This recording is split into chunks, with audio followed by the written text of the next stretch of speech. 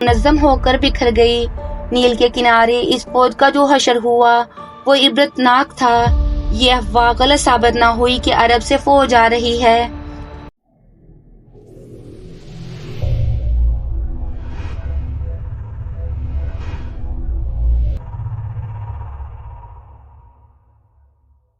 السلام علیکم ہمارے پیارے ناظرین، میں امید کرتی ہوں کہ آپ سب خیریت سے ہوں گے۔ جیسا کہ آپ جانتے ہیں کہ ہم آپ سے صلاح الدین ایوبی کے دور کی حقیقی کہانیاں، عورت اور ایمان کی مارکہ آرائیاں بیان کر رہے ہیں۔ جیسا کہ پچھلے پارٹ میں ہم نے آپ سے شیئر کیا کہ صلاح الدین ایوبی کی فوج کا ایک عہدیدار فخر المصری موبی نام کی ایک لڑکی کے حسن اور حشیش کے نشے میں آ کر بغاوت پر اتر گیا۔ لیکن جب حشیش کا نشہ اترا تو اسے معلوم ہوا کہ موبی نے اصل میں اپنے ساتھیوں تک پہنچنے کے لیے اس کا استعمال کیا ہے اور وہ اسے اب قتل کروانا چاہتی ہے۔ تو فخر المصری کو اپنی غلطی کا احساس ہوا۔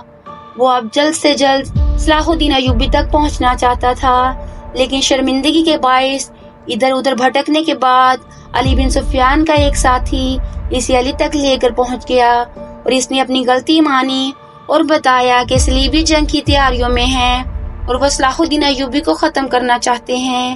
علی بن سفیان نے یہ ساری بات سلطان کو بتا دی۔ آگے کیا ہوا تو آئیے ناظرین داستان شروع کرتے ہیں۔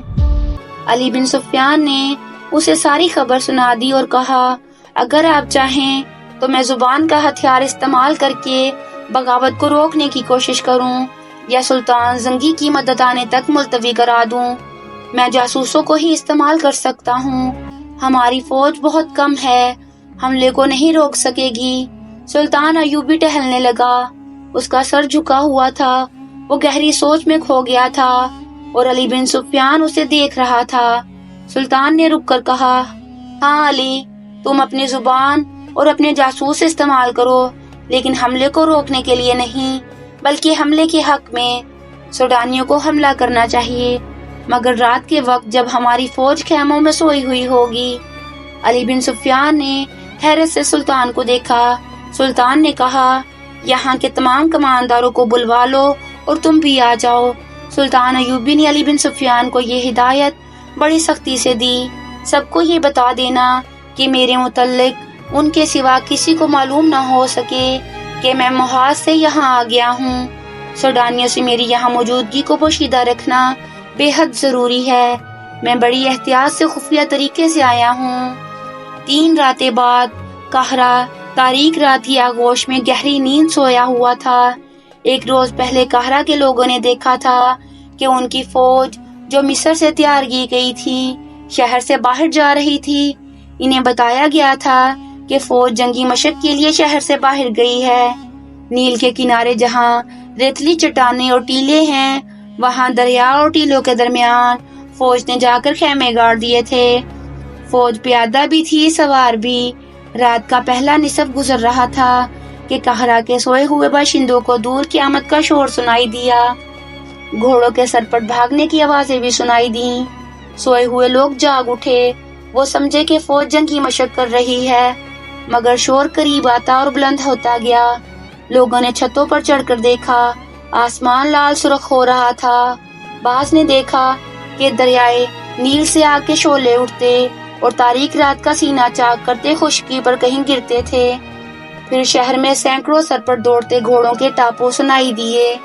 شہر والوں کو ابھی معلوم نہیں تھا کہ یہ جنگی مشق نہیں، باقاعدہ جنگ ہے، اور جو آگ لگی ہوئی ہے اس میں سوڈانی لشکر کا خاصا بڑا حصہ زندہ جل رہا ہے۔ یہ سلطان صلاح الدین ایوبی کی ایک بے مثال چال تھی۔ اس نے دارالحکومت میں مقیم قلیل فوج کو درائے نیل اور ریتیلے چٹانوں کے درمیان وسیع میدان میں خیمہ زن کر دیا تھا۔ علی بن سفیان نے اپنے فن کا مظاہرہ کیا تھا۔ اس نے سوڈانی لشکر میں اپنی آدمی بھیج کر بغاوت کی آگ بھڑکا دی تھی اور اس کے کمانداروں نے سے یہ فیصلہ کروا لیا تھا کہ رات کو جب سلطان کی فوج گہری نیند سوئی ہوئی ہوگی اس پر سوڈانی فوج حملہ کر دے گی اور صبح تک ایک ایک سپاہی کا صفایا کر کے دارالحکومت پر بے خوف و خطر قابض ہو جائے گی، اور سوڈانی فوج کا دوسرا حصہ بحریہ روم کے ساحل پر مقیم فوج پر حملہ کرنے کے لیے روانہ کر دیا جائے گا۔ اس فیصلے اور منصوبے کے مطابق سوڈانی فوج کا ایک حصہ نہایت خفیہ طریقے سے رات کو بحریہ روم کے محاذ کی طرف روانہ کر دیا گیا اور دوسرا حصہ دریائے نیل کے کنارے خیمہ زن فوج پر ٹوٹ پڑا۔ اس فوج نے سیلاب کی طرح 1 میل وسعت میں پھیلی ہوئی خیمہ گاہ پر حلہ بول دیا اور بہت ہی تیزی سے اس کے علاقے میں پھیل گئی۔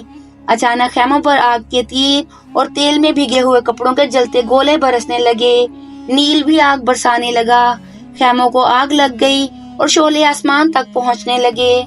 سوڈانی فوج کو خیموں میں سلطان ایوبی کی فوج کا نہ کوئی سپاہی ملا، نہ گھوڑا، نہ کوئی سوار۔ اس فوج کو وہاں تمام خالی خیمے ملے، کوئی مقابلے کے لیے نہ اٹھا اور اچانک آگ ہی آگ پھیل گئی۔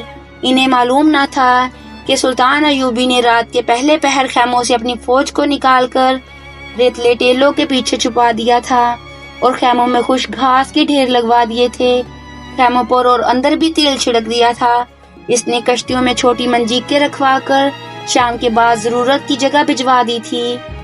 جو ہی سوڈانی فوج خیمہ گاہ میں آئی، سلطان کی چھپی ہوئی فوج نے آگ والے تیر اور نیل سے کشتیوں میں رکھی ہوئی منجیقوں نے آگ کے گولے پھینکنے شروع کر دیے۔ خیموں کو آگ لگی تو گھاس اور تیل نے وہاں دوزخ کا منظر بنا دیا۔ سوڈانیوں کے گھوڑے اپنے پیادہ سپاہیوں کو رودنے لگے۔ سپاہیوں کے لیے آگ سے نکلنا ناممکن ہو گیا۔ چیخوں نے آسمان کا جگر چاک کر دیا۔ اس قدر آگ نے رات کو دن بنا دیا۔ سلطان ایوبی کو مٹھی بھر فوج نے آگ میں جلتی سوڈانیوں کی فوج کو گھیرے میں لے لیا۔ جو آگ سے بچ کر نکلتا تھا وہ تیروں کا نشانہ بن جاتا تھا، جو فوج بچ گئی تھی وہ بھاگ نکلی۔ ادھر سوڈانیوں کی جو فوج محاذ کی طرف سلطان کی فوج پر حملہ کرنے جا رہی تھی، اس کا بھی صلاح الدین ایوبی نے انتظام کر رکھا تھا۔ چند ایک دستے گھات لگائے بیٹھے تھے۔ ان دستوں نے اس فوج کے پچھلے حصے پر حملہ کر کے ساری فوج میں بھگدڑ مچا دی۔ یہ دستے ایک حملے میں جو نقصان کر سکتے تھے کر کے اندھیرے میں غائب ہو گئے۔ سوڈانی فوج سنبھل کر چلی تو پچھلے حصے پر ایک اور حملہ ہوا۔ یہ برق رفتار سوار تھے جو حملہ کر کے غائب ہو گئے۔ صبح تک اس فوج کے پچھلے حصے پر 3 حملے ہوئے۔ سوڈانی سپاہی اسی سے بد دل ہو گئے۔ انہیں مقابلہ کرنے کا تو موقع ہی نہیں ملتا تھا۔ دن کے وقت کمانداروں نے بڑی مشکل سے فوج کا حوصلہ بحال کیا، مگر رات کو کوچ کے دوران ان کا پھر وہی حشر ہوا۔ دوسری رات تاریکی میں ان پر تیر بھی برسے۔ انہیں اندھیرے میں گھوڑے دوڑنے کی آوازیں سنائی دیتی تھی جو ان کی فوج کی عقب میں کشت و خون کرتی اور دور چلی جاتی تھی۔ 3-4 یورپی مورخوں نے، جن میں لین پول اور ولیم خاص طور پر قابل ذکر ہیں، لکھا ہے کہ دشمن کی کثیر نفری پر رات کے وقت چند ایک سواروں سے عقبی حصے پر شب و خون مارنا اور غائب ہو جانا سلطان ایوبی کی ایسی جنگی چال تھی جس نے آگے چل کر صلیبیوں کو بہت بڑا نقصان پہنچایا۔ اس طرح سلطان ایوبی دشمن کی پیش قدمی کی رفتار کو بہت سست کر دیتا تھا اور دشمن کو مجبور کر دیتا تھا کہ وہ اس کی پسند کے میدان میں لڑے جہاں سلطان ایوبی نے جنگ کا پانسا پلٹنے کا انتظام کر رکھا ہوتا تھا۔ ان مورخین نے سلطان ایوبی کے ان جان باز سواروں کی جرات اور برق رفتاری کی بہت تعریف کی ہے۔ آج کے جنگی مبصر، جن کی نظر جنگوں کی تاریخ پر ہے، رائے دیتے ہیں کہ آج کے کمانڈو اور گوریلا آپریشن کا موجد صلاح الدین ایوبی ہے۔ وہ اس طریقہ سے جنگ سے دشمن کے منصوبے درہم برہم کر دیتا تھا۔ سوڈانیوں پر اس نے یہی طریقہ آزمایا اور صرف 2 راتوں کے بار کے شب خون سے اس نے سوڈانی سپاہیوں کا لڑنے کا جذبہ ختم کر دیا۔ ان کی قیادت میں کوئی دماغ نہ تھا، یہ قیادت فوج کو سنبھال نہ سکی۔ اس فوج میں علی بن سفیان کے بھی آدمی سوڈانی سپاہیوں کے بھیس میں موجود تھے۔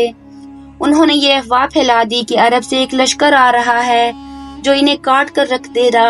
انہوں نے بددلی اور فرار کا رجحان پیدا کرنے میں پوری کامیابی حاصل کی۔ فوج غیر منظم ہو کر بکھر گئی۔ نیل کے کنارے اس فوج کا جو حشر ہوا وہ عبرت ناک تھا۔ یہ افواہ غلط ثابت نہ ہوئی کہ عرب سے فوج آ رہی ہے۔ نور الدین زنگی کی فوج آ گئی جس کی نفری بہت زیادہ نہیں تھی۔ بعض مورخین نے 2000 سوار اور 2000 پیادہ لکھی ہے، بعض اعداد و شمار اس سے بھی کچھ زیادہ ہیں۔ تاہم صلاح الدین ایوبی کو سہارا مل گیا اور اس نے فوراً اس کمک کی قیادت سنبھال لی۔ اس کیفیت میں جبکہ سوڈانیوں کا 50,000 لشکر سلطان ایوبی کی آگ کے پھندے میں اور ادھر صحرا میں شب خونوں کی وجہ سے بدنظمی کا شکار ہو گیا تھا۔ یہ تھوڑی سی کمک بھی کافی تھی۔ سلطان ایوبی اس کمک سے اپنی فوج سے سوڈانیوں کا قتل عام کر سکتا تھا، لیکن اس نے ڈپلومیسی سے کام لیا۔ سوڈانی کمان کے کمانداروں کو پکڑا اور انہیں ذہن نشیں کرایا کہ ان کے لیے تباہی کے سوا کچھ نہیں رہا، لیکن وہ انہیں تباہ نہیں کرے گا۔ کمانداروں نے اپنا حشر دیکھ لیا تھا، وہ اب سلطان کے عتاب اور سزا سے خائف تھے، لیکن سلطان نے انہیں بخش دیا اور سزا دینے کی بجائے سوڈانیوں کی بچی کھچی فوج کو سپاہیوں سے کاشتکاروں میں بدل دیا۔ انہیں زمینیں دیں اور کھیتی باڑی میں انہیں سرکاری طور پر مدد دی، اور پھر انہیں یہ اجازت دی کہ ان میں سے جو لوگ فوج میں بھرتی ہونا چاہتے ہیں ہو سکتے ہیں۔ سوڈانیوں کو یوں دانش مندی سے ٹھکانے لگا کر صلاح الدین ایوبی نے نور الدین زنگی کی بھیجی ہوئی فوج اور اپنی فوج کو یکجا کر کے اس میں وفادار سوڈانیوں کو بھی شامل کر کے ایک فوج منظم کی اور صلیبیوں پر حملے کے منصوبے بنانے لگا۔